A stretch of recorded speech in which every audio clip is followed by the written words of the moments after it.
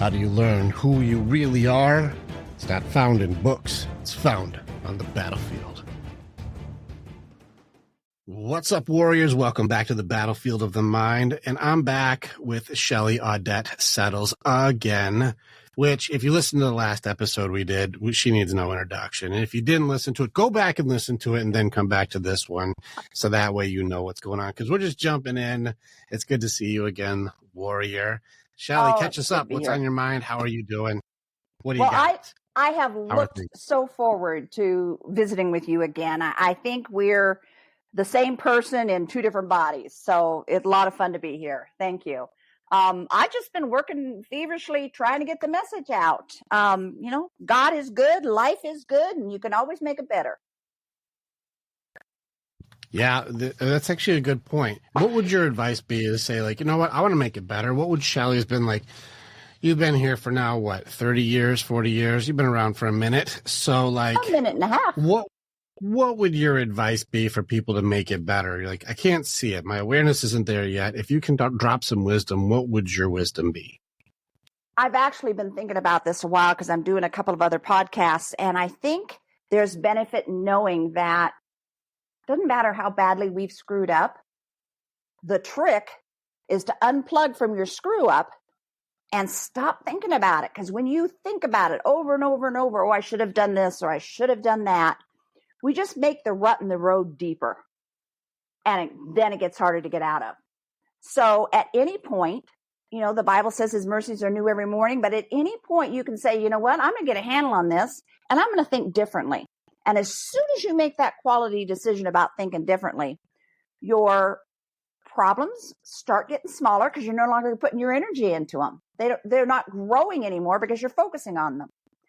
So that's a huge thing that took me a long time to learn. But man, once you've got it, it's a life changer. Does that make sense to you? Let me see if I got it right. If I'm screwing up, I need to unplug because I'm reliving things over and over again. So if I think differently for my problems, all my problems go away. Yes, that's pretty succinctly put. Problems are created in our mind anyway, because just like stress. For some people, talking on a podcast might be extremely stressful for them, or standing in front of an audience and delivering a message, or a boardroom and talking to two other people. It can be extremely stressful. Then put you on a stage, you don't find it stressful at all. It's how you're thinking about the situation. So if you are aware that your problems are problems that you've created inside yourself by how you're thinking about them, you can deconstruct the process and look for the good in everything. And that sounds so Pollyannish. Like the silver lining. Yes, it sounds so Pollyannish from that Disney movie years ago, but it's really, really true. One of the things you stop is that toxicity that floats around in your own body when you're grousing and growling and complaining. As soon as you stop that, opens up your mind to think and see different things. And once you think and see different things, man, you're ahead of the game, because now those options that were always there for a person, you can now see and appreciate and choose among. When you're closed up and toxic, focused on your bad thoughts, then you're just repeating your day. It's like Groundhog Day in the worst way. The Bill Murray movie. I'm sure you caught my reference.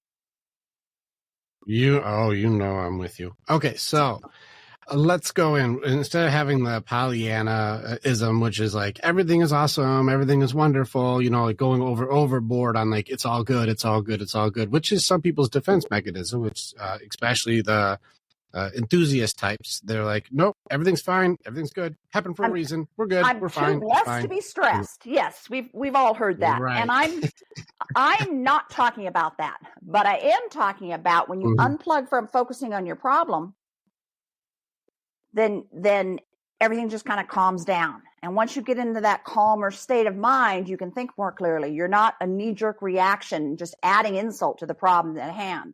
So there's a lot of truth to the unplugging from your problem and starting to think positive, because that creates its own momentum.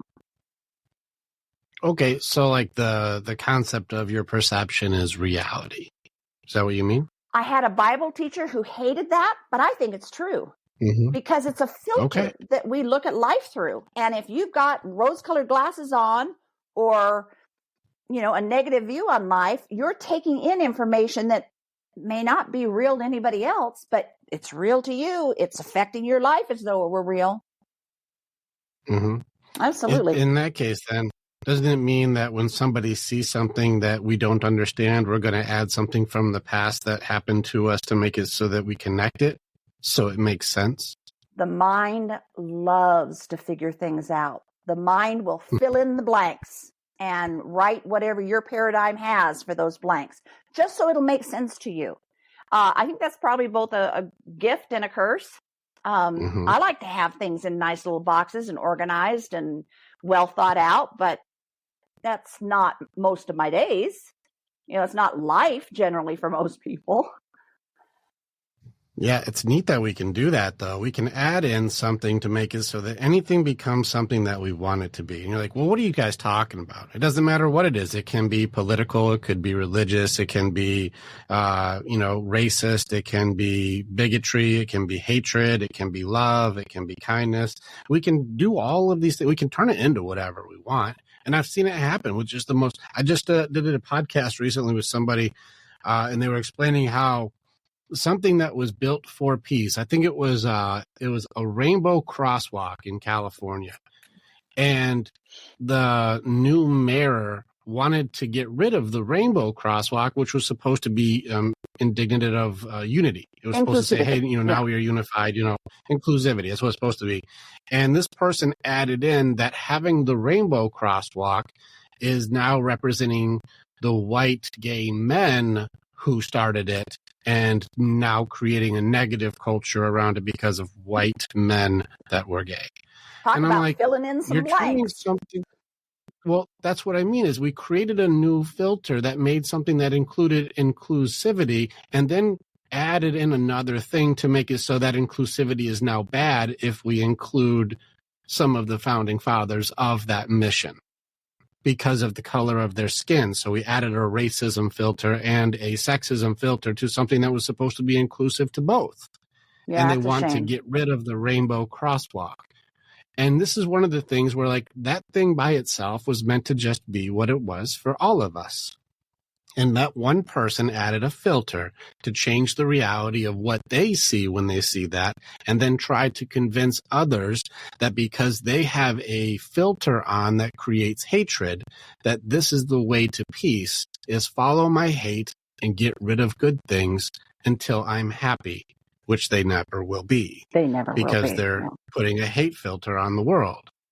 And this is where we're watching the judgments, and we're watching the guilt, and we're watching shame, and we're watching blame become the weapons to make it so people who mean well feel bad for doing it. Yep, I totally agree. I will take it one step further. You know the two topics you should never bring up at a dinner party? What's your favorite food and bugs? That may be true too, but what I was looking for was religion and politics. And the reason is because those are things that tend to be very deeply rooted, and people just, they care more about being right and defending their position than listening to the other person. So very, very tends to be divisory between the two groups. If you can manage your life to where you don't have those strong opinions, you just acknowledge that you have a strong opinion on something, but that's interesting, and not allow yourself to get wrapped up in either side of that pendulum shift, then you have started on the key to happiness, because nobody's able to push your buttons.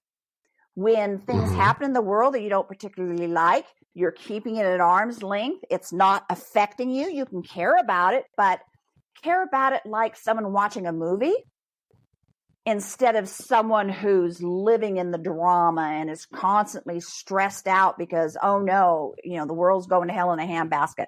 I just cannot imagine God wringing his hands, even over the problems we're facing today, even over our mistreatment of our brothers and sisters, even over, every problem you could possibly name.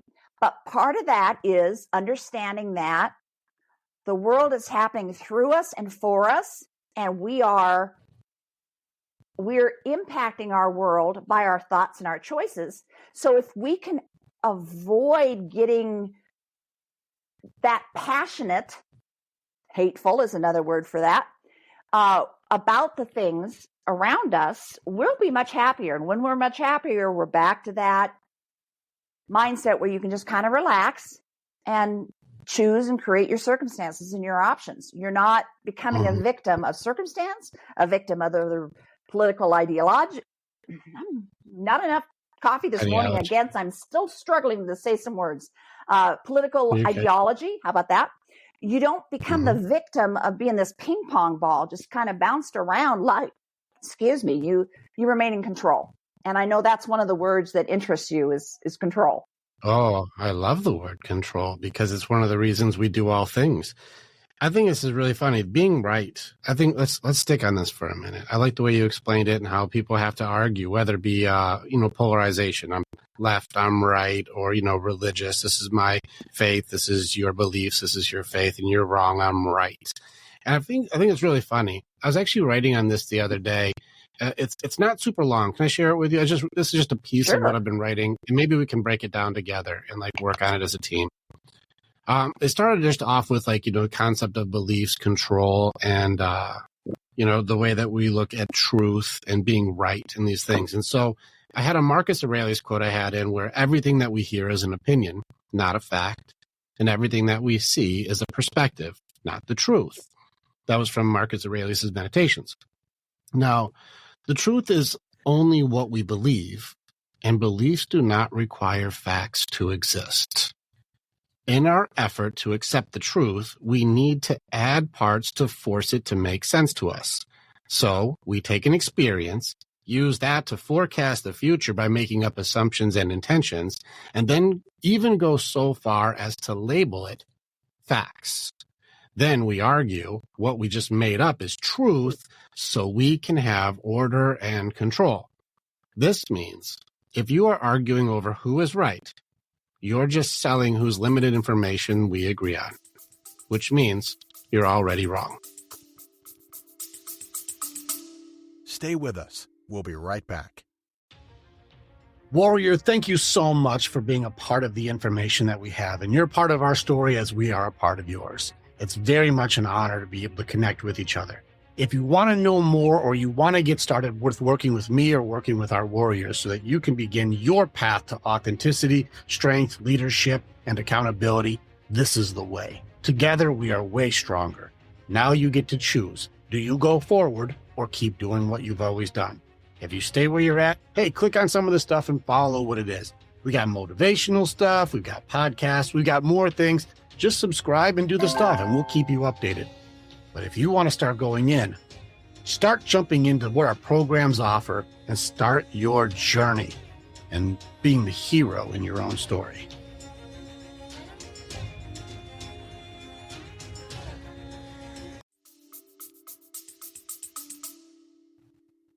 That is thought-provoking, and I cannot find a place to argue with that at all. In fact, what happens is we make up our belief systems, or they're installed in us, early childhood development and all that. But we come up with our belief systems, and then we look for the evidence to support it. Instead of, this is the evidence, maybe I need to change my beliefs. And part of that, I believe, probably comes from a survival mentality. You need to be right, because if you're wrong, you could die.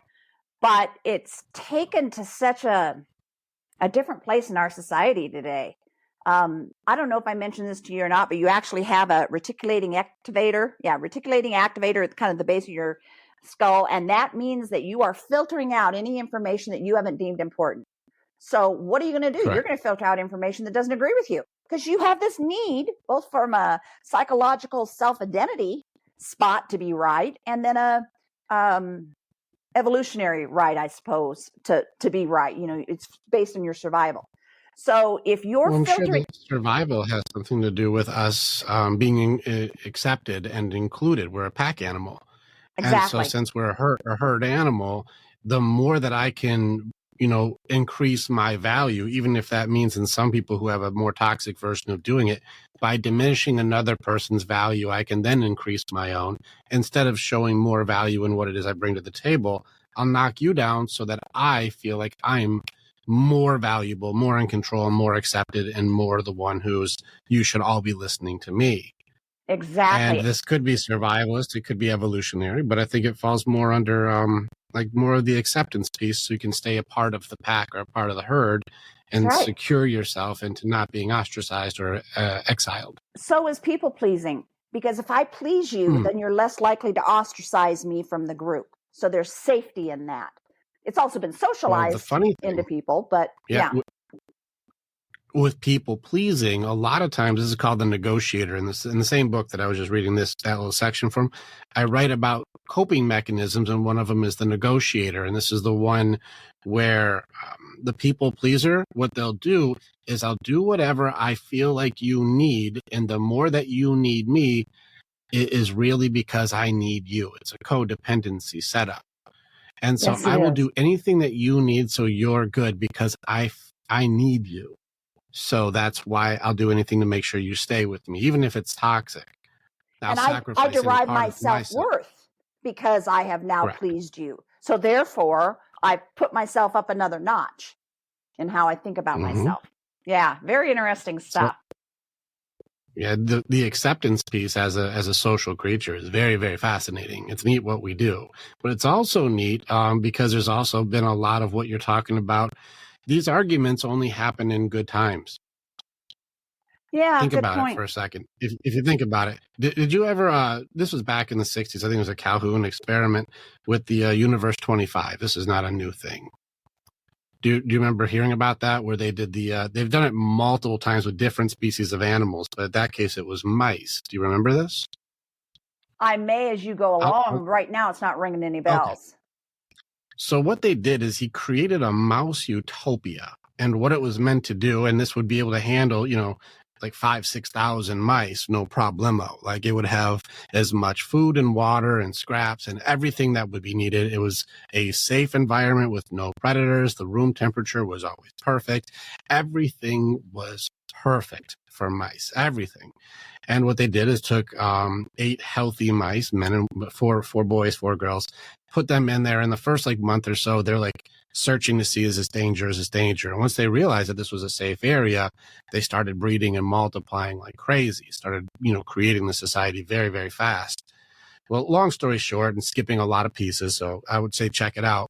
What ends up happening is because of the society having all good things, as the young or the youth start to grow in a society with no predators, no purpose, no needs, no anything, all there is just we have everything already there. Society peaks out. It was around 2,200 mice where they stopped being interested in breeding. They started becoming androgynous or gay. The males stopped protecting the females. The women or the females stopped being interested in the males and started going off on their own and isolating. There was groups they called the pretty ones where they got into just self-grooming and isolation, and they just hung out together and just had no interest in breeding, no interest in doing anything. Everything was taken care of. Why do I have interest in starting a family or protecting a woman or even courting somebody? What a waste of time. And they became very self-centered. It was a really interesting thing that when things are perfect, society eventually gets to a point where it peaks out and then it imploded. And in less than 5 years, every mouse was dead. Fascinating study. I don't remember hearing that. Perfect. But check it out. You can find it on YouTube. I will tell you that as you were telling me about this story, inside there was this gut feeling, oh, I know what happens. Everything, falls apart. They start turning on one another and society breaks down. And I think that's a fascinating subject. This is not scientific at all, but do you remember the Matrix movie where Keanu's talking to, whoever it was, and he said, well, we gave them a better script, but they didn't like it. They liked the he was talking script. to Mr. Smith. Yeah, Mr. Smith, right? Oh, no, yeah, Mr. Smith was Keanu. That was more. Mr. Anderson. Mr. Anderson was Keanu. So I'm going to help you because I'm nerding with you, Shelly. It was actually It was Morpheus talking to Mr. Smith when he was captured in the first one. Was that when it was? Okay. I remember what was said, and it was. You will get nerd raged on if you Oh say yeah. it wrong. Ooh, sorry about that. I'm saving you. I got you. Thank you. I appreciate it. I clearly need to go back and watch those movies, but the line was so profound. It's like we gave them a better script, and they didn't want it. They wanted the grind and the hardship and. Oh, you're talking about that. They did it two different ways, because you're talking about when Neo was talking to the architect, the older guy in the chair. Yeah, maybe that was it. I still have to watch it again because it's not that firm, but that's that conversation. And it's just like, that's just like us human beings. If we don't have a problem, many of us will create that problem because, again, we're back in our familiar zone. It produces all of the stress chemicals that we're comfortable with, and we don't know how to behave when we don't have them. So that's part of the mind shift thing that has to happen when you unplug is you have to, and Dr. Joe Dispenza says that you have to break the habit of being yourself. Because from a chemical standpoint, all of your thoughts are producing this soup, in our cells. And when we don't find ourselves with a problem, but we're used to having that certain stress chemical soup in us, then we will create that. It's our paradigm again, bringing us back into the status quo, whatever we're used to. It is not a comfort zone, but it is a familiar zone. So even at that level, people reproduce the chemical structures in their bodies. So good on them for trying to make some changes, because the changes are not as hard as they think. One of our paradigms is that it's going to be awful and it's hard to change things. It's only awful and hard to change things because we think it will be, and we don't want to have to put out the work or the effort. That study of yours is fascinating. I mean, you said it was 25, Project 25? What was it? Universe 25. This is an older thing. They've actually recreated with multiple different animals too to see if it would change anything. It doesn't change much, does it? Yeah, which goes to show where, like, if things are very, very convenient and things are good, like, we will make things bad. There's a quote. I don't want to mess it up. I think it was like hard or like tough times make strong people, or hard times make strong people make good times make weak people, and then weak people make hard times. And that's the cycle that continues over and over again. And it's something along those lines, but it'd be one of those things where, like, people who had to work their asses off in the industrial age and then bring it up and build and create. And then America was built on a foundation of hard work and principles. And then the biggest problem I've seen in almost all things, and it doesn't matter if it's fitness, it doesn't matter if it's diet, it doesn't matter if it's a goal, it doesn't matter, business. The hardest thing that I see someone go through is winning. It's the hardest thing. What happens when everything that you wanted happens? What happens when you get the goal that you've always dreamed of, and you're like, where do I go from here? Like, I did all the things I ever wanted and I did it. You're like, well, now what? And if your purpose for years was to create something that would make you feel fulfilled, and then you created it, well, now what? You see someone go for a weight loss goal and then they hit it. And then what do? They go right back to their old behavior that gains all the weight back. And so this is one of those things where what happens when people just win? And you're watching an instant gratification society. We're watching people who everything is instant. And if you want to get likes, or if you want to get whatever followers or anything, it's instantaneous. It used to be your social circle was important. And now people are thinking that because I've got likes or followers of people I don't really know, that I am more than fulfilled and being able to have a social circle complete. Yeah, well, not true, but feel everything's good. But it's a belief system based on everything is instantly yours. Everything is good. What do I need your approval for? I can just have a million more people like me more. Right. It's like, but they don't know you. But yeah, but I have plenty. I don't need more. They don't know you, but they know what you project to them. They know what you want them to see. And so your stats go up, I suppose. Known? You feel known, right? Yeah. And so where is it that you need anything? And also, how hard do we have to work for food? How hard do you have to work for your home to stay warm or cool or nice? we don't really struggle where you have to hunt and gather. We don't really struggle. You can go to the store. We can just go get food.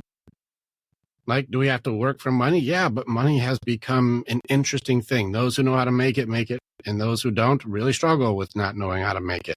It's an interesting time. And there would always be poor people. That's not, shame anybody. That's just how all economies work. But things are weird right now. Things because are really it seems like right that separation is becoming more. I know I'm in circles with people who have a lot of money, and they seem to be having no problem making more money.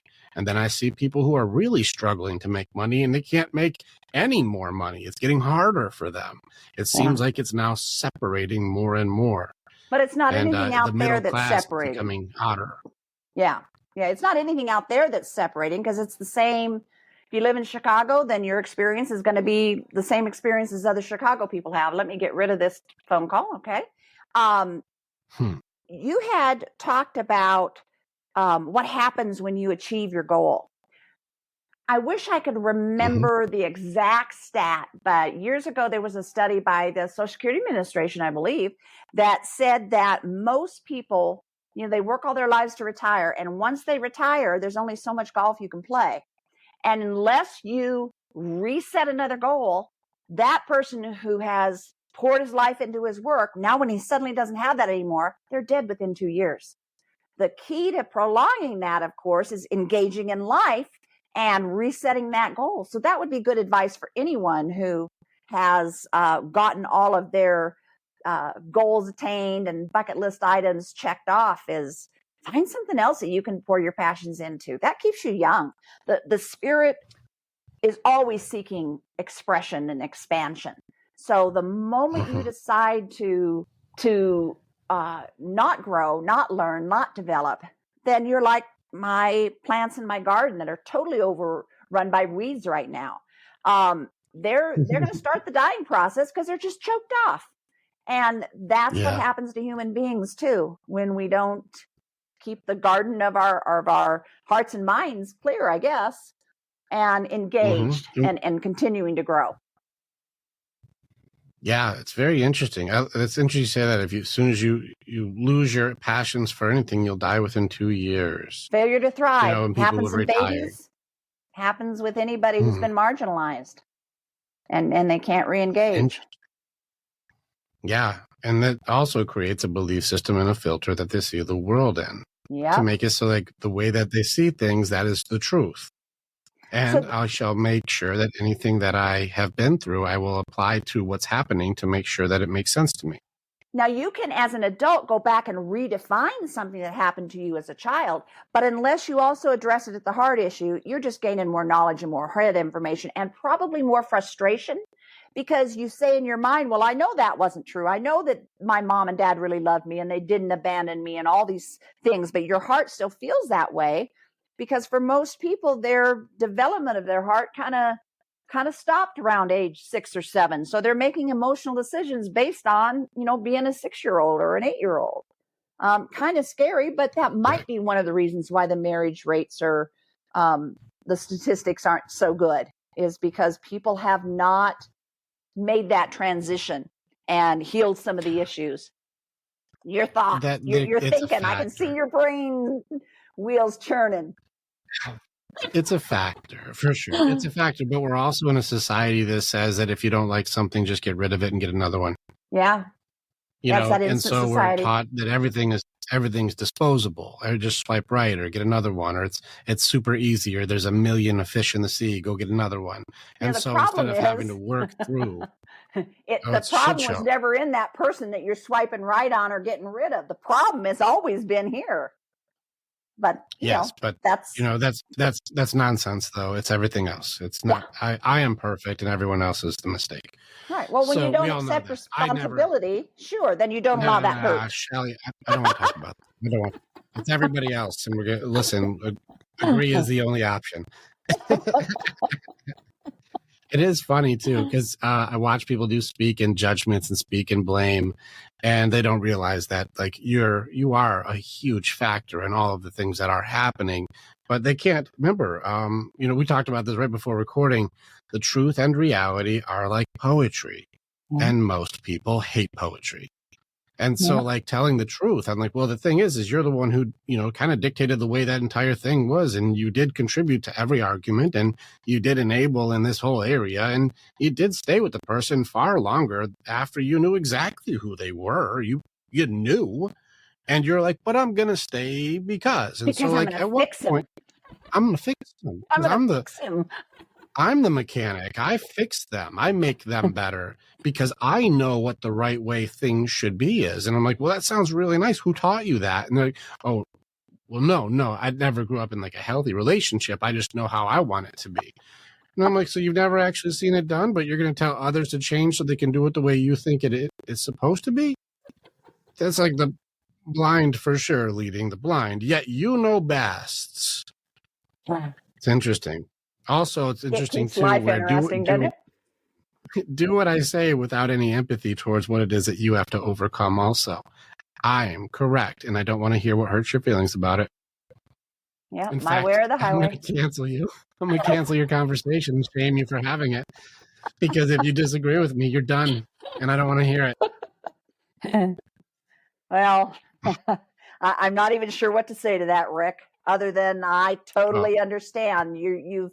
You've taken a nice snapshot of some of the issues that are out there. I choose to believe that even though people respond like that, it's just ignorance because they don't know what they don't know. And if they knew what you and I know about the inherent power on the inside of us to change and make some different choices, OMG, life would be better for everyone, not just us, but for the people around us who kind of have to suffer through our crap, for lack of better word. Yeah, I think that's part of the reason why we get to have these conversations is we use a lot of satire and sarcasm in this, but it's only because it should be ridiculous. It should be. It should be.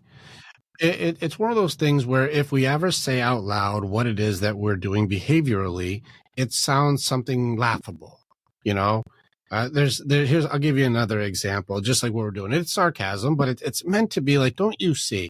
When I do anger training, for example, and this is both men and women, this isn't just the guys, even though guys are generally, have more anger. When it comes down to how people are, have you ever seen somebody trying to get their point across and the other person gets their feelings hurt or they get hurt in the process and then they start crying? And the person who was trying to get their point across now gets mad that the other person is crying and starts getting meaner to them because they're upset that they're crying. Have you ever seen anything like this before? Somebody gets hurt if you're play wrestling or something. They go, what are you crying about? Stop being a wuss. Like, whatever it would be. Have you ever seen any behavior like this before, right? Of course I have. Or if you're crying, remember this quote, finish this for me. Tell me if you heard this. What are you crying for? Maybe I can give you something to cry about. I'll give you something to cry about. Yep. Well, even this kind of things. Let's look at that for a second. And we'll do both of them. You're crying, and I don't understand why you're crying. And I'm so detached from my feelings to understand sadness that in order to make sense of why you're crying, I'm going to hurt you in another way. So at least I understand why you're crying. Make sense? I don't want to ask you what's making you cry in the first place and understand what hurt you, because I don't understand what hurt you. And most likely it was something that I said or did that did hurt you. And I do not want to have that conversation. Or you're crying to manipulate me. That's something else I have seen. Oh, yeah. Well, then I'm going to hurt you so at least you don't manipulate me. And then I understand why you're crying. Nice. Now, if we say it out loud, you're like, this is all around a dick move. This is a mess. Like, but how do you know the same sentence I know? That carried on through generations.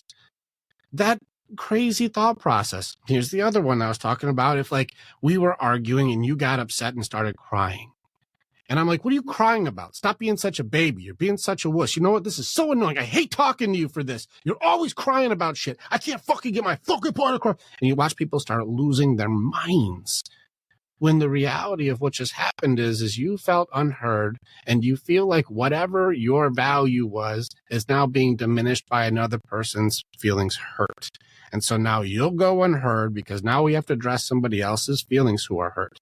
That means my needs are unmet. Now you have needs that are unmet. I'm mad at your unmet needs because they create an unmet need for myself. That's right. And so I'm going to be meaner to you because we both don't have needs being met.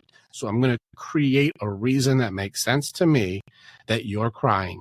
Because instead of going, hey, whoa, what happened? Like, what's going on with you? I'm trying to, connect with you and it didn't work. What happened? You Instead don't of want to do that understanding, because you want I it to go be and all just about screw you. you. You don't want to Right. show empathy. You want it to be all around about you. That's why you're turning the conversation back around. Shelly, it's about me. I started the conversation. It's my turn. And if you start crying, you take all of the attention off of what I need. That's right. When And we I'm say not it out heard, but that's loud, okay because I'm not hearing you, but I'm not heard, so I don't need to hear you. Yeah. Hold on. It's still about me, Shelly. It's still about me. It's so funny. This is how we operate, and yet we say that my way's the better way. Yeah. But if you say it out loud, doesn't that sound ridiculous? It sounds like, what are we doing here? We do it all the time. And this is just breaking down something as simple as a misunderstanding in an argument. Yeah. Or somebody's feelings being hurt. I will take issue with something you said earlier, Rick. You said that you thought men were more angrier. I think they're more expressive of their anger, but I don't think they're any more angrier than women. I think there's right. a great capacity for women to be angry, but we'll let that out through manipulation.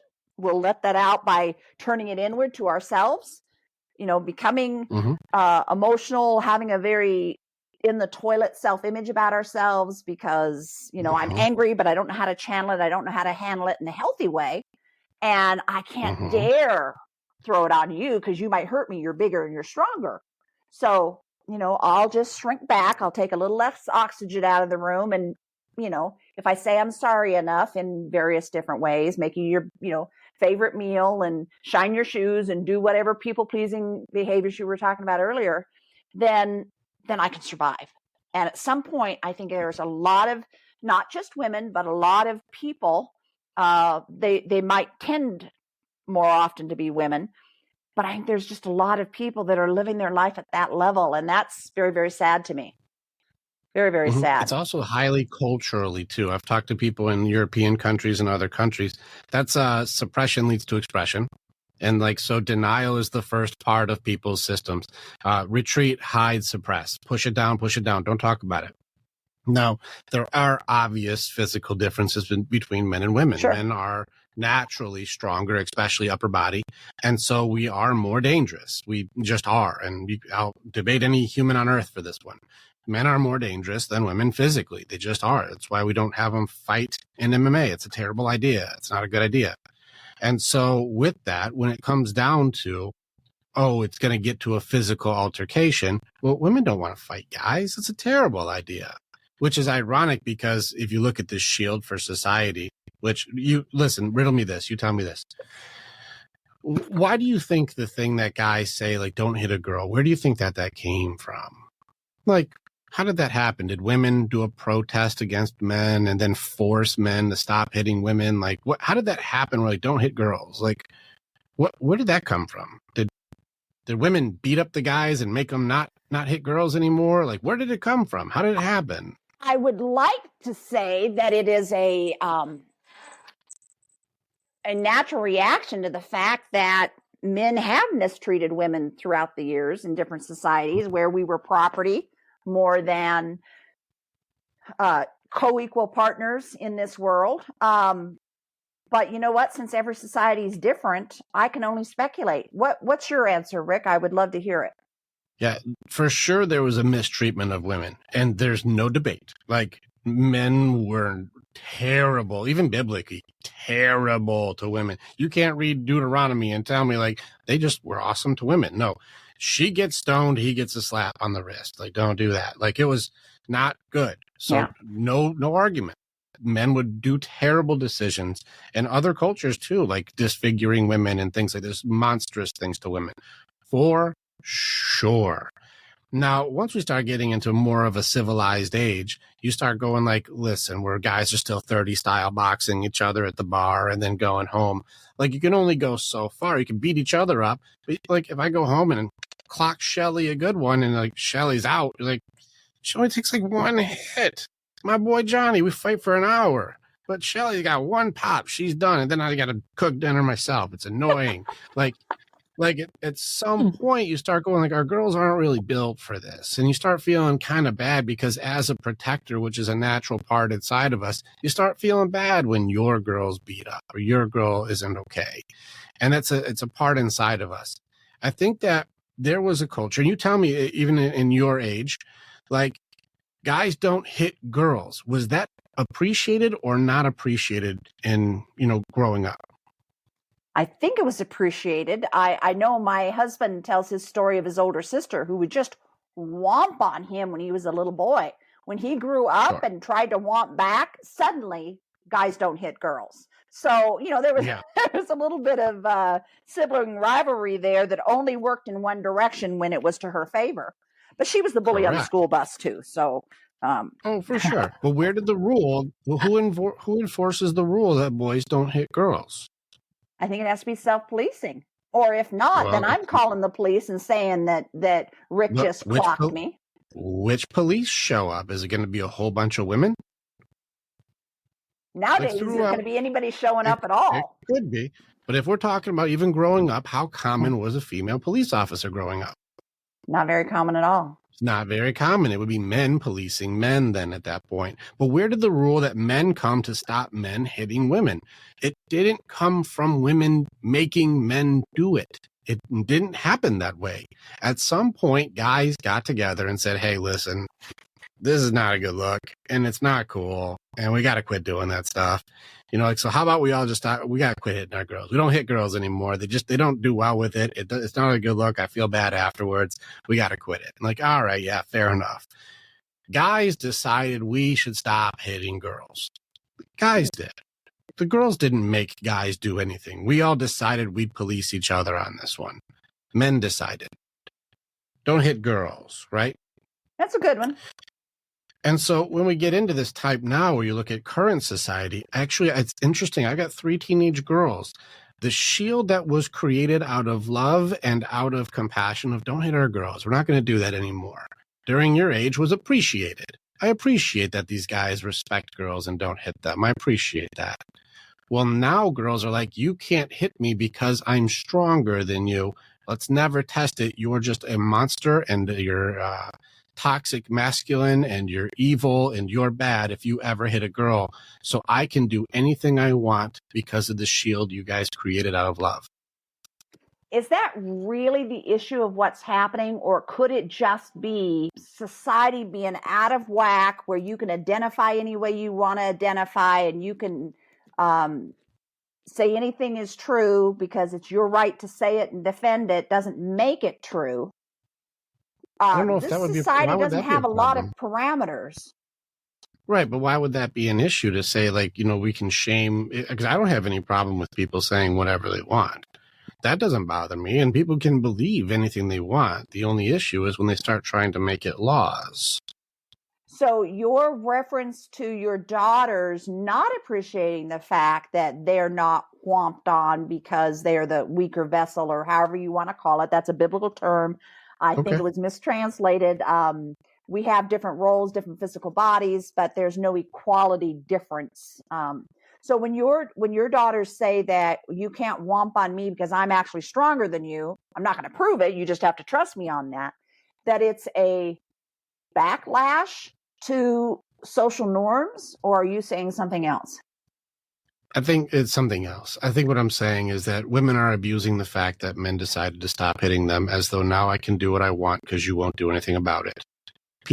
All people, this is not just women, all people will go as far as their consequences allow.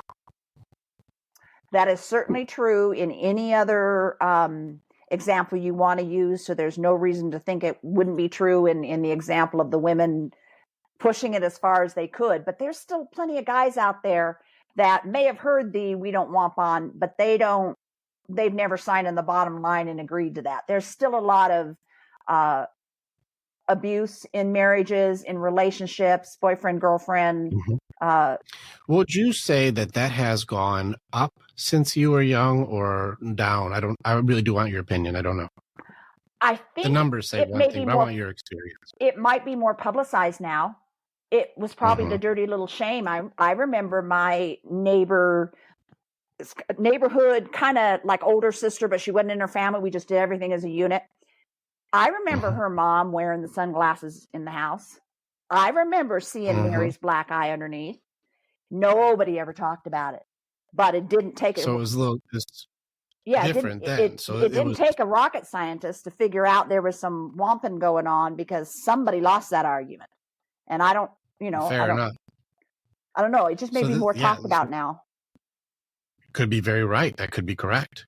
So it may be true. And it's something that now we just talk about it more. The numbers on it are very interesting on this. If you look at the change that's happening, I think it was the recent thing I saw, and it could be changed, is that women are actually hitting men 3 times more now than men are hitting women. But when men hit a woman, it's 3 times more effective. And so Yeah. it's far more noticeable. And so women are hitting men a lot, but guys, they're not reporting as many times. It's not coming up. Well, think And about it. the For you to numbers for admit, guys that are in battered relationships. for you to admit, and I Go don't ahead. disagree that there's men battering, but for you to even raise your hand and say, I was battered by my spouse. I mean, it was the whole Johnny Depp, Amber Heard Mhm. thing played out in the tabloids. It takes a lot out of you and your self-image to admit that happened, because that's not how Right. guys represent themselves. They're tough and burly and can handle Interesting, anything. right? You'd think so, right? Except we're still humans. There's a thing I watched people do studies on this. I watch them do their own independent studies too. I was watching an example of if there was a guy and a girl, they did this role reversal thing. And on one thing, they had the girl, like a girl and a guy just arguing on the street, just arguing like right in a walkway, like, pick a city, and just walk in there. And she's got him pushed against the window and just berating him and slaps him in the face. And people are walking by and they're like, yeah, what you gonna do, bro? Ooh, and he's just sitting there just getting not fighting back, not doing anything. She's just going in on him. He's just standing there and she hits him. And everyone's like, dang, that's screwed up, man. When they flip the script and he's yelling at her and raises his hand, all of a sudden, people are tackling him and going after him. This is the same behavior. Yet there is something societally to say that men need to be stopped from doing the same behavior than if a woman was slapping a dude and tearing him apart. Well, what is that? I don't know. It comes You see what I back mean? to there needs to be that mutual respect. Now, I haven't seen the same study that you were referring to. Did they break it down along racial lines? Did one nope, this was demographic gender group? only. Okay. All right. So there wasn't Keeping it one simple. demographic This group. wasn't. We're not even adding race to this. We're just going with guy and girl right now. I think in this one it was a white guy, white girl. So same thing. But I don't know how different it would be if it was, the other way in a different race or different culture in America, at least. I don't know. But I think that a guy hitting a girl in public is very different than a girl hitting a guy in public. Shouldn't be, but it is. You're right. But if a woman starts berating and tearing a guy down, everyone, the guys don't seem to have that same unity for each other. If they defend themselves, then they're going to be like my grandsons on the soccer field. You get fouled, but you react. Guess who the ref sees? They see you for reacting to what the other guy did. So that may be a component on why guys don't retaliate in like kind. But, if they did, it would just keep escalating everything. So, where you're at. Now we're seeing the pendulum. And this is where I was saying, you would think, and this is where I actually would challenge women. I've trained women. I would challenge women. If you want things to be better, do what you said you would do if you had the chance. And so women would say, if we had control, if we had power, if we were calling the shots, there'd be more compassion, there'd be more nurturing, there'd be more empathy, there'd be more understanding. And now women are in power. And are you seeing that happen? No, but that sounds a whole lot like the golden rule, do unto others as you would want them to do unto you. Sure. But we don't practice that as a society. And that's part of the problem of our allowing ourselves just to get so emotionally wrapped up in the crapola that's around us. We make it personal. We take it on. And now we feel that we have to stand up for what's right. And of course, you're going to define what's right differently, perhaps, than what I would define or your neighbor across the street would define. And it's not a good prescription for society moving forward. Yeah. If you look at the base of it all, it's not about doing what is right. It's about who is right. It's not about trying to find the golden rule and treat others the way we like to be treated. It's not about using our strengths to better each other. It turns into control. And the truth becomes the filters you were talking about at the beginning. The way I see the world is how I shall try and do what I can to make it what I believe it is, so that I am the center and I rule and I am right, and I will enforce it to be so. And if you don't agree, I will force others to force you to agree. And this will make it truth or law or policy or the rules or whatever we decide, because I want it my way. Like, that's it. That's absolutely true. However, the law of polarity would suggest that even when you have society going to the absurd, like you just described, there's always going to be pockets of people who are saying, you know what? This is stupid. Let's try life and do life a little different. And that's why you're getting your message out there. That's why I'm getting my message out there, because there's always options. You don't have to, I mean, society might be swept along in that river, but there's always going to be voices and saying, you know, Mahatma Gandhi was one. You know, there's always going to be voices saying there's a different way. And the degree of people saying, you know what? We tried canceling them. We can't cancel them. Let's listen to those voices now. Don't you think that pendulum? I think it's a scary thing.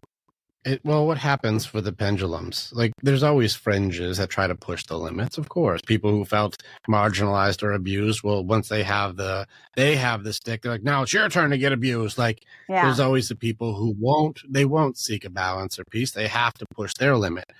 But a lot of times, again, the reason I brought up the who said stop hitting girls, guys did.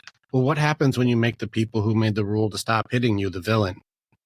Well, the rule I made to protect you is now being completely lost on like guys like your brother, who's like, or the guy who was getting wailed on by his sister, and then like, now I'm supposed to follow this rule. Like, yeah, I can abuse you, you can't abuse me. Well, the only reason I can't abuse you is because this guy's made a rule to not abuse you.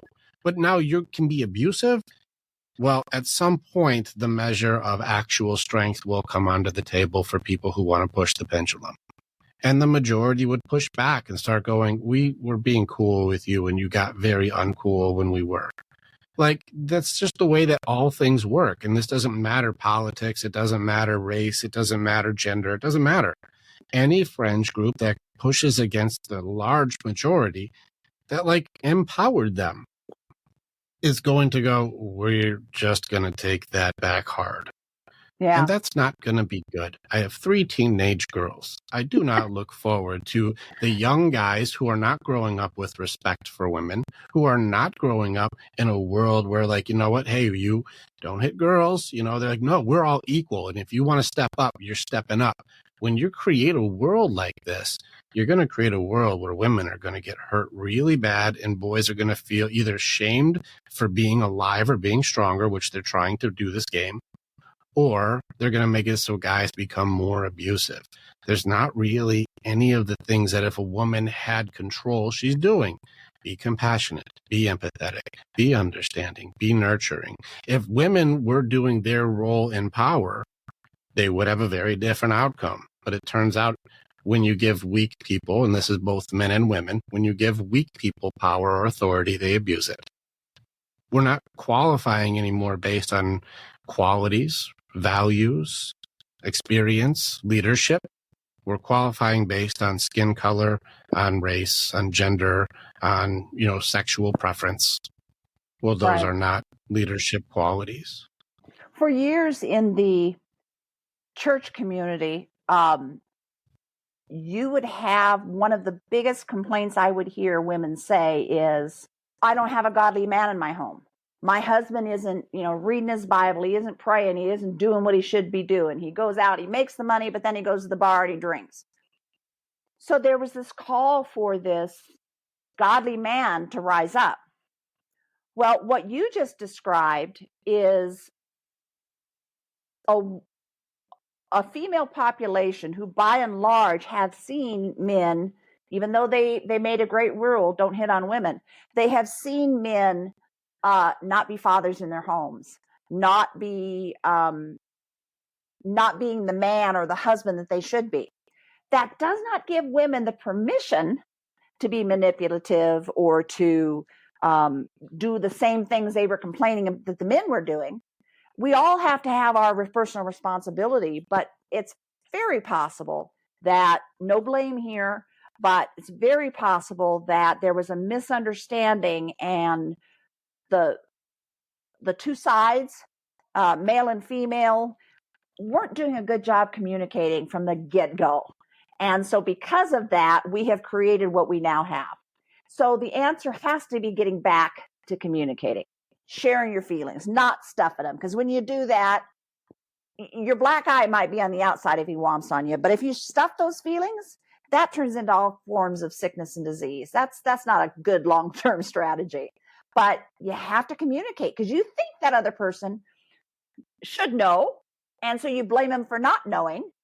He didn't have a chance to know because neither side is doing a great job expressing their needs, their desires, their hopes, their wants, their dreams. So it's really kind of interesting that for years, we were talking a little bit about marriage. I got to ask my husband how many years we've been married, but I think it's 48 in December. We're not the same people. So we can't be accused of having a 48-year-old marriage, but on paper, we certainly do. We've changed so much. We still have more communication issues than anything else. Well, I thought you said this. No, I told you that. And then, it's like, where'd that come from? With attitude behind it. It's one thing to be misunderstood because you're saying the words, the person's nodding like you are, and you think that they're listening, but their mind could be a million miles away. Unless you clarify that and get some agreement more than a head nod, which is socialized into us, then by the grace of God, it's amazing we're still here and then we haven't blown ourselves up. Yeah. Yes, correct. And I do agree with you. I had nod because I'm like, yes, I do see it. I don't defend all men. You can tell them we said hi. Okay. I do agree. There's a lot of guys, and this is where, if you look at our society is dismantling itself from the ground up. I'm not defending bad men, not at all. And I don't defend, bad women, not at all. There's people who are doing bad. And they would know bad because you said the golden rule. I agree. I agree with you very much. How are we communicating? I think one thing that's interesting in an instant gratification society is how listening stops. Yeah. When things are so good and we're not working on a common goal for solving a problem, we'll create problems by just omitting my part to it that's not right and then putting everything on you. So that way I've alleviated accountability and power on my side to do something about it. And everything is your fault and you should be hurt or blamed or put down or canceled or destroyed for it. We're in a very interesting time. Yeah. Just to watch the dismantling of communication because of how things were convenient and things were good and we had things going well enough that we made a whole new set of problems. This is, again, I would say that there was harder times before and now there's more conveniences before. Well, if we do actually pull off creating a utopia where machines and AI are just taking care of everything for us, everything from cooking, driving, growing, building, you name it, and things are just good. And let's say they actually do achieve some level of hey, the autonomy or the automations are making it so that we no longer have to struggle over resources. And so people are no longer struggling for food or shelter or water and things are good. Would it really make things better? Maybe for a time. But good times make weak people and weak people make hard times. And this is why that Universe 25 thing, why we're watching what's happening with the breakdown in society just between men and women, why we're watching, young boys becoming not good men, and why we're watching young girls becoming hyper-aggressive women.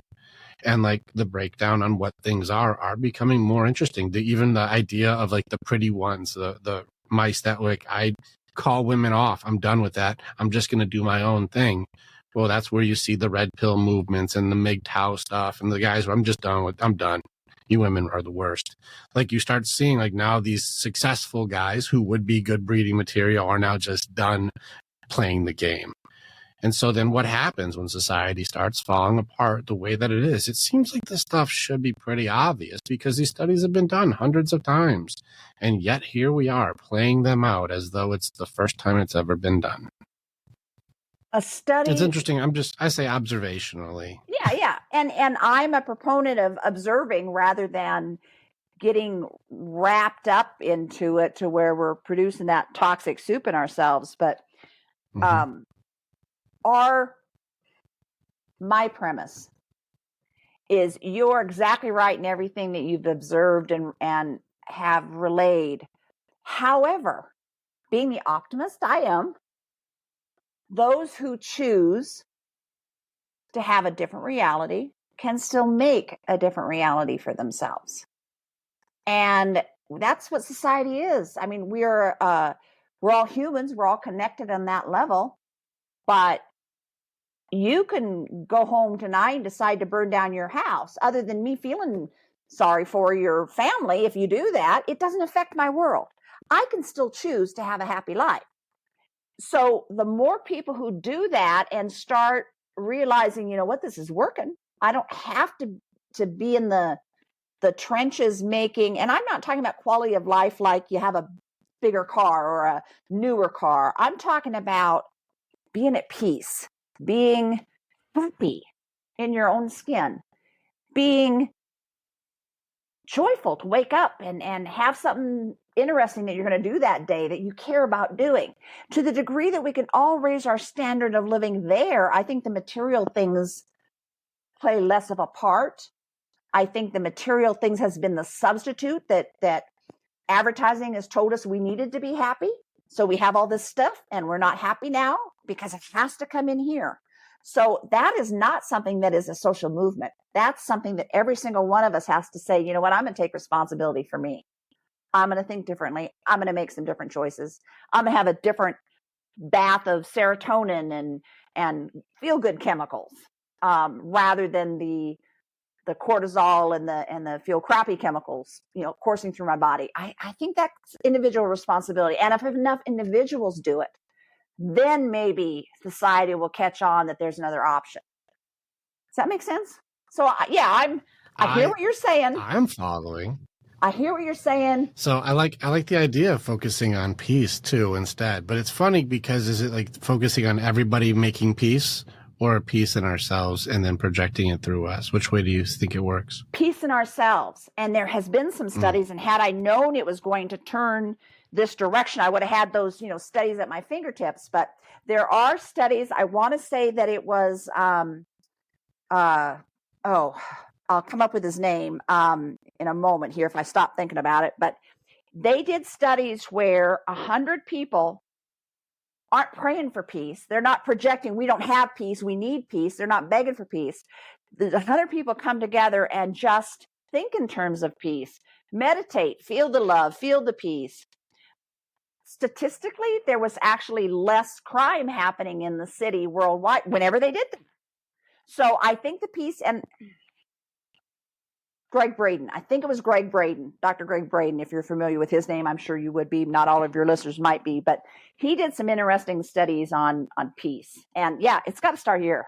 So actually, I saw a really good presentation yesterday from Chris Terrell, and he did a presentation on presence, on time, and this is where I wanted to bring it back to where you started. Everything that we talked about, every single conversation we just had, everything that we're observing, and we're seeing it peppered in with beliefs. We're seeing it peppered in with observations. We're seeing it peppered in with information. We're seeing people adding in these different things from like when you were young, when I was young, what we think now and what we see now, what we're exposed to, what's our algorithms. And we're creating our own world. Get that puppy. Get him. Yeah, I'm trying to find my there's my mic. Let me mute. But what we're trying to make sense of the world the way that we are exposed to information. And we don't know everything, but we know enough to make an opinion.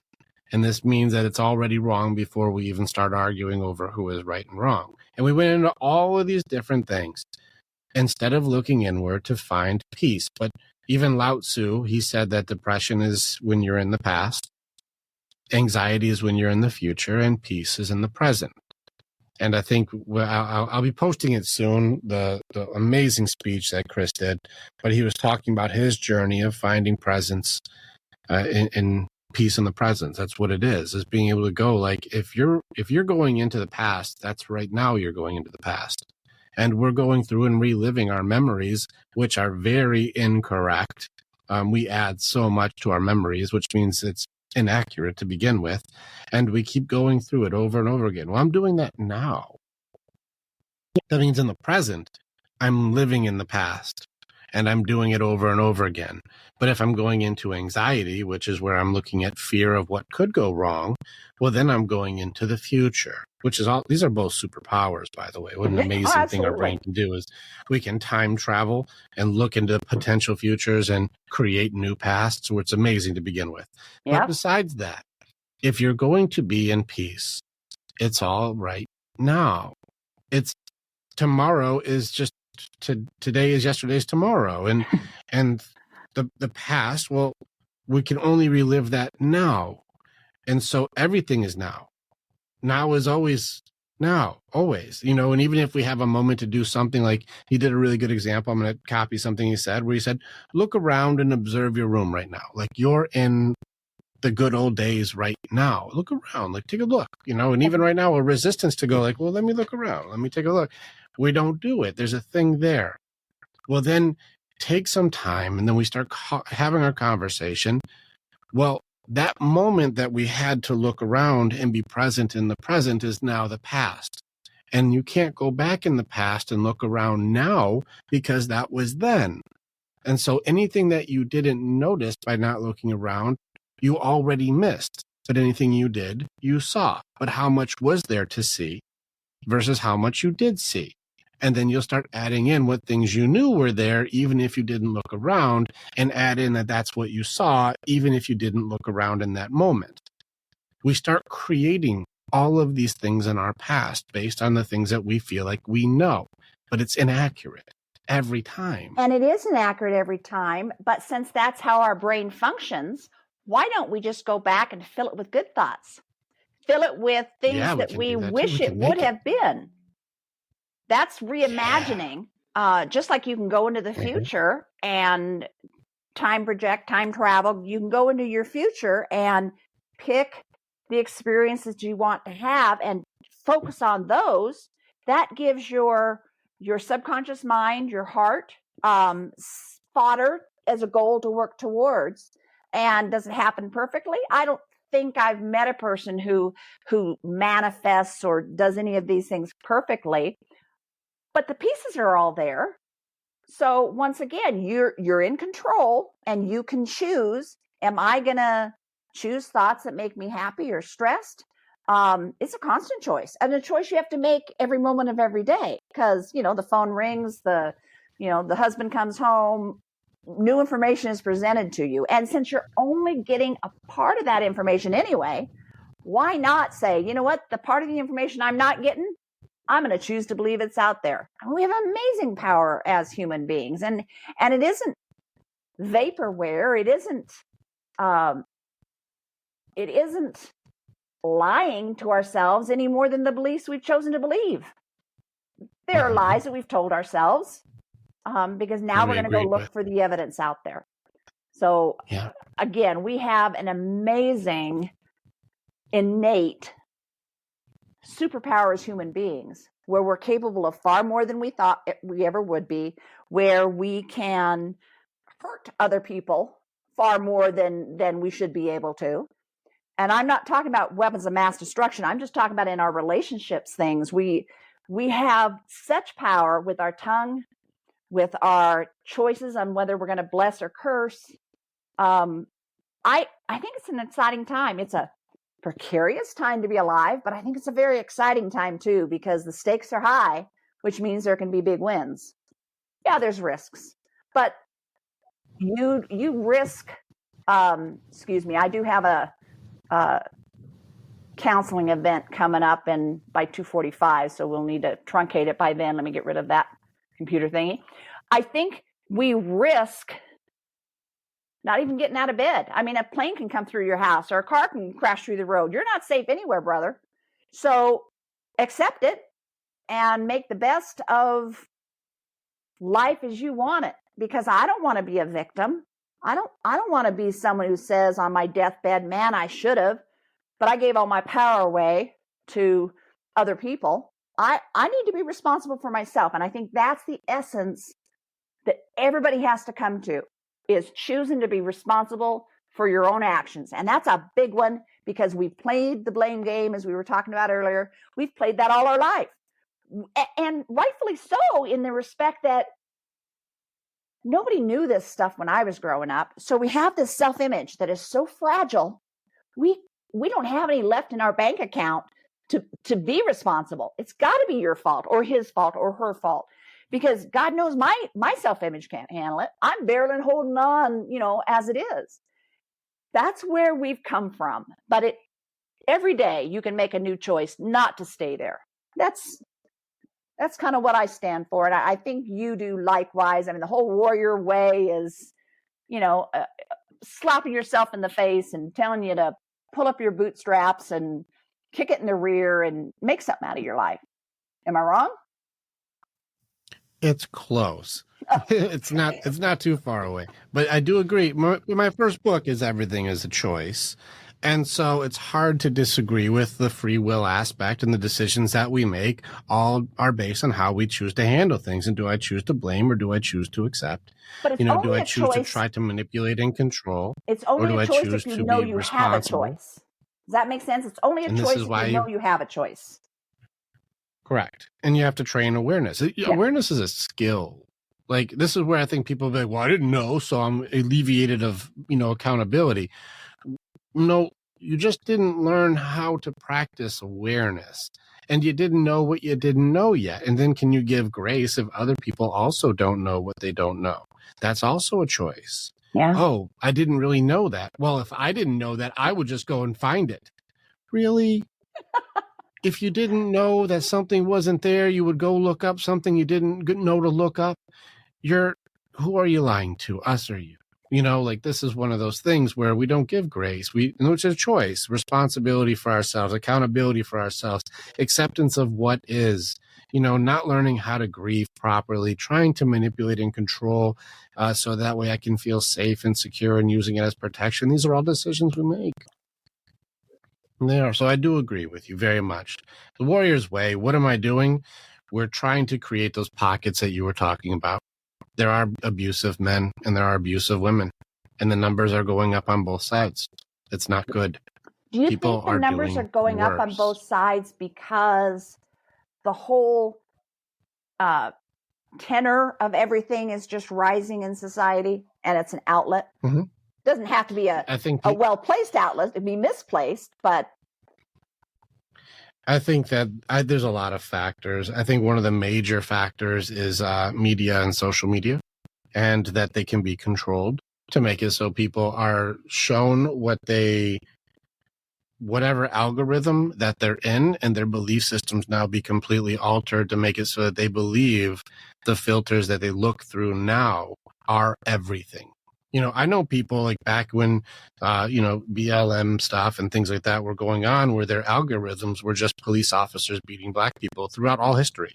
It could be in the 50s, the 60s, the 70s. It can be through all history, and all the videos would come up for them all the time. And so they really did believe that, like, the cops are just out there beating everybody. Like, that's just all police are. All police are bad, and defund police and all these things. But then you would see people, I knew police officers who were like, we go the extra mile to not hurt black people. It's the complete opposite. And so they were in a totally different universe. Well, it was all one place, but whatever you expose yourself to the most, if you're watching one news type, then you believe one thing. If you watch the other news type, you believe the other thing.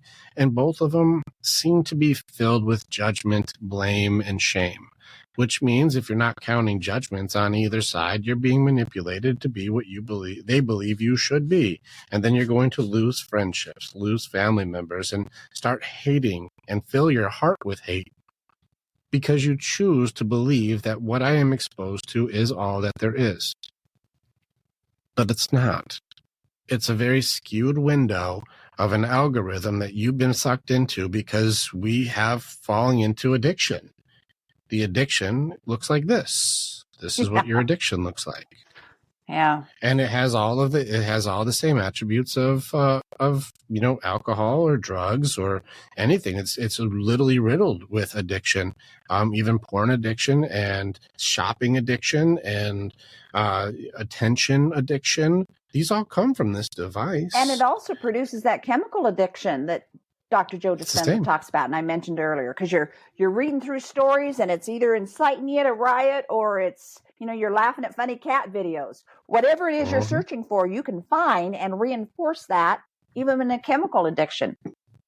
And it will give you more of whatever it is you want. Yep. It doesn't matter how hateful or polarizing or fringe it is, you can find whatever you're looking for. And this is why, I do agree with the choice aspect, but people aren't seeking awareness. They're seeking control, and they're seeking blame, and they're seeking to, try to make things the best way they believe it can be for their families. Now, I do believe at the core that's what both are doing. You don't think that they're seeking escapism just to be numb?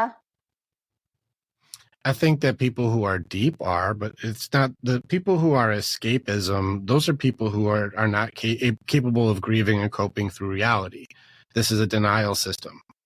So I'm trying to escape. I'm trying to retreat, hide, suppress. That's an escapism. Yeah. This is also connected in with distractions, which goes into a pleasure system. I want to feel good in any way, leading to any type of addiction you choose. Yeah. That's a different thing. This is people who I'm not doing well with reality at all. But then there's people who want to control reality. And that's what we're talking about, whether it's Pollyannaism or if it's going to be destructive in some way or controlling or manipulative, which could be Machiavellian. And oftentimes it even looks psychopathic. Like there's things that people are doing where they do not have any connection or, care about a human being's life anymore. I don't care. They can die. I hope they do die. And you're like, why? Because they voted different than you this year? They don't have a belief system the way you believe for faith. And so they should all burn in hell. Like, hold on a second. Like, wait a second. We're going against our own golden rule. And that's also a decision that we make. If you really did want to make it simple. And I think that's why I like when Jesus did that. He's like, love God with your whole mind, body, heart, and soul. Which none of us do, by the way, because we don't know how. But an effort in that direction. And between the two polar opposites, and I do believe that most of society is somewhere in the middle. But for me, I would rather be hopeful and focus on what's on my plate instead of trying to fix what I think everybody else ought to do, fixing what's on your plate. With the exception of, I have lived a little bit of life. I do know some of the hacks on what works and what doesn't work. Maybe not for everybody, but for the majority of people. So to the degree that I can help, again, not in a way that you need fixing, therefore I'm going to fix you. But if someone says, you know what, I don't know what I don't know. It's the same thing you do when you write your books or when I write my books. You're putting that knowledge and that choice out there. And then God is a whosoever God. Whosoever will is throughout scriptures. We tend to ignore that as Christians, and we try to group people into two groups, the in group and the out group. But God was a whosoever will God. And it wasn't whosoever will, and I'm going to hit you over the head with a big club if you don't choose right. That somewhere has been lost in the translation. No, whosoever will truly means whosoever will. And there's no strings attached. So I'm optimistic in that way, that as Matrix-like as we've talked about it this past hour and a half, we haven't solved any of the world's problems. And man, that was the first thing on my agenda. We didn't get around to it. We didn't fix them. No, we didn't fix them. When you are able and you've got a bright idea to fix the world, I want to be the first one you talk to. Let's do it together. But until then, let's give ourselves grace, peace, love, and acceptance. Because when we feel that ourselves, then we're not out rioting or killing or robbing or burning a store down in the grocery store, on the corner street. We're not feeling a need to tear other people down. When we've gotten ourselves whole, I say it affects, it's like dropping that little pebble in the proverbial pond. There's ripples that go out. So that's the only piece I can participate in and recommend is, if you're not whole on the inside, if you're not feeling good about yourself, start there. Forget about everybody else. You can't fix them anyway. But whosoever will. Yeah, agreed. And I fully agree with you. I don't try to fix you. I just show you the path to find yourself. Yeah. And do you have the willingness, whosoever will, do you have the willingness to walk your own path to find you? And this is probably where the big phase I'm on right now when I'm doing my coaching is an Epictetus quote where I've changed a little bit to be gender neutral. But your circumstances, they do not define you. They reveal you to yourself. And the way that you treat people, that's who you are. Yep. It doesn't matter what it is, Machiavellian, if you're a liar, if you're a cheat, if you're a manipulator, if you're, two-faced, if you're justified, that's you. And if you're, doing good and trying to help and doing what you believe is the right thing, just trying to do like the most honorable, noble, well, then that's you. That's you. That's you. But you'll find you if you pay attention to the things that you're doing. And do not create excuses and do not create justifications, because the choices that you use to do that, if you wouldn't be okay with it done to you. That's right. You're the problem. That's right. Yeah, the oath that doctors would take is do no harm. I think that's a good oath for all of us. Do no harm. Let's start there. Yeah. Let's start with don't hurt people don't hurt people in a way you don't want to be hurt. Let's just start with that. Let's just start there. You got to start someplace. I think that's let's get a first step. Yeah. Well, do you want someone to hurt you like that? No. Well, then don't do that to somebody. Yeah. You want someone to tear you down? No. Well, don't do that to people. Simple. Yeah. Do you like when people hate you for the way you were born? No. Well, then don't do that to people. Seems pretty simple. Yeah. Well, maybe we should start there. First step, everybody, to solve your problems. Don't hurt people. And that's probably a good place to start. And hurt people. Yeah, they do. And so if you're wanting to hurt people, you have to work on you. Find your peace so you stop wanting to hurt people. And if you want to hurt people, you've just revealed you to yourself. Go work on your stuff. You ought to write a book. I do write books. Nobody reads them. I don't know who is. I had 2 guys who read it. They were like, that was a nice book. Yeah, good for you. I'm just kidding. No, the book it did okay. We're publishing another one this year, and we're getting into more. But I really appreciate you, Shelly. I know you got an appointment coming up. And I know maybe I hijacked a little bit because I wanted to pull it into silliness for a little bit to kind of really bring your point home that the thing that you said at the very beginning is surrounding us at all times, but people don't have the awareness that we're in the middle of it. And you being able to give people the hope that you were bringing to, if you're screwing up, it's fine. Forgive yourself. You don't have to relive these things over and over again. And just changing your thinking just a little bit can take you to a completely different destination. And so it's in our filters, it's in our beliefs, and it's in the reality that we can create. And it's all around us all the time, every day. Start with you. That's right. Love yourself. I appreciate you. Well, I appreciate Thank you, Rick. I had Shelly. a ball again. Thank you so much for inviting me. We're gonna almost of have course. to do this on a quarterly or half year basis, but let's not let this be our last one. Booking them, we'll keep hanging out with you. I love hanging out with you. Okay. Problem. Yeah, so that's what's going to happen. I'll work on that. You're going to be the new political leader, but not of either party, of just the people's. I don't think that's a title I would want to have, but thank you for thinking of me. We got my vote. You're going to save the world, Shelly. One person at a time. I'm going to fix everybody.